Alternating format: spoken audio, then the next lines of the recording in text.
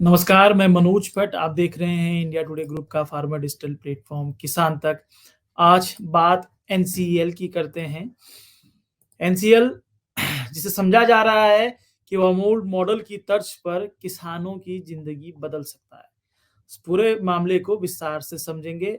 असल में भारत का जो इंटरनेशनल कृषि व्यापार है बीते कुछ समय से बेपटरी है। मसलन भारत ने गेहूं, चावल, प्याज जैसे कुछ कृषि उत्पादों के एक्सपोर्ट पर बैन लगाया हुआ है।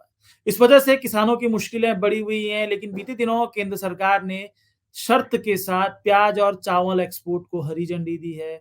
मसलन शर्त यह है कि कुछ राज्यों में प्याज और चावल का एक्सपोर्ट होगा और ये export national cooperative export limited यानी एनसीएल करेगा।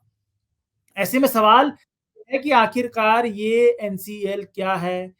एनसीएल अगर कृषि उत्पादों का एक्सपोर्ट करेगा तो इससे किसानों को क्या फायदा होगा? साथ ही ये भी जानेंगे कि आखिर ऐसा क्यों कहा जा रहा है कि एनसीएल देश में अमूल मॉडल की तर्ज पर किसानों की जिंदगी में बदलाव ला सकता है। आइए समझते हैं पूरी कहानी क्या है। समझने की कोशिश करेंगे कि पूरा का पूरा मामला क्या है। उससे पहले जानने के लिए सबसे पहले समझते हैं कि एनसीएल क्या है। राष्ट्रीय सहकारी निर्यात लिमिटेड यानी एनसीएल एक बहुराज्य सहकारी समिति है जिसे मल्टी स्टेट कोऑपरेटिव एजेंसी के तौर भी कहा जा सकता है, जो देश के सभी राज्यों में काम कर रही सहकारी समितियों की एक अम्ब्रेला एजेंसी के तौर पर एस्टेब्लिश हुई है। यानी कि एनसीएल सहकारी क्षेत्र में निर्यात यानी एक्सपोर्ट के लिए काम करेगी। असल में देश के अंदर 8 लाख से अधिक पंजीकृत सहकारी समितियां हैं जिनके 29 करोड़ से अधिक सदस्य हैं। ये सहकारी समितियां ग्रामीण स्तर पर कृषि, डेयरी, पशुधन, हर्बल दवाएं, हस्तशिल्प के कार्यों में लगी हुई हैं। वहीं इन उत्पादों की विश्व बाजार में बेहद मांग भी है। अभी तक इन उत्पादों को विश्व बाजार में यानी भारत से एक्सपोर्ट प्राइवेट प्लेयर करते थे, लेकिन अब कृषि उत्पाद समेत सहकारी समितियों के इन उत्पादों को एनसीएल एक्सपोर्ट करेगा। बात करते हैं कि एनसीएल के पास कितना शेयर पूंजी है और कौन लोग इसके पीछे हैं। जैसा कि मैंने बताया कि सहकारिता मंत्रालय ने इसका गठन किया है।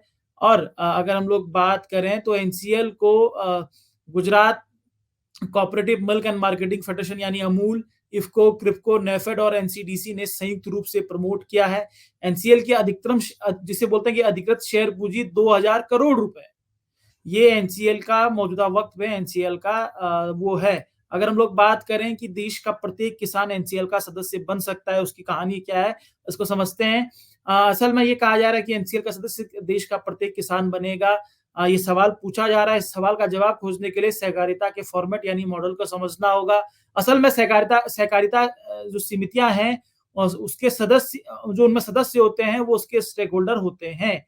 उदाहरण के तौर पर अमूल का ही लेते हैं। Amul Gujarat cooperative milk marketing federation का एक ब्रांड है।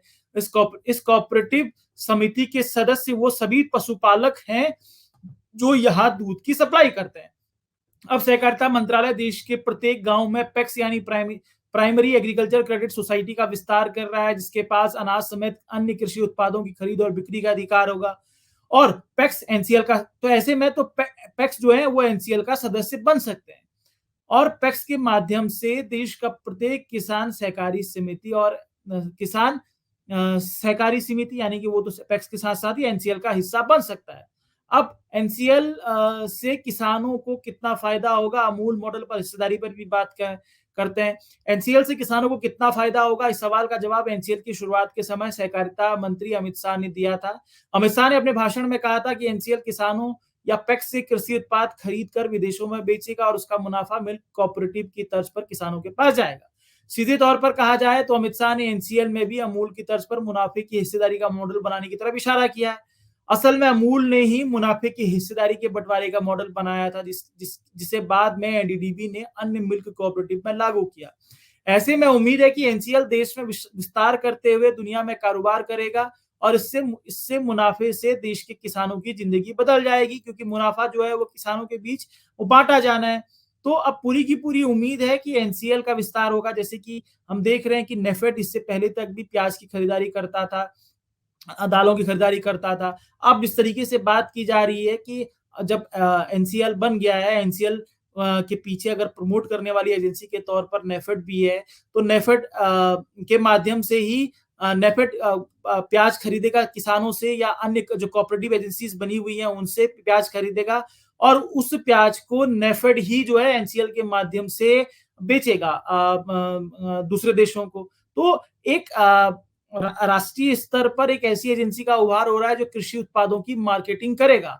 इसमें ये बेहद ही अहम हो जाता है कि देश में जो सहकारिता का जो मॉडल है, जो कोऑपरेटिव एजेंसीज हैं, समितियां हैं, उनको बहुत हद तक आगे ले जाया जाए, उनको बहुत हद तक उनको धार दी जाए।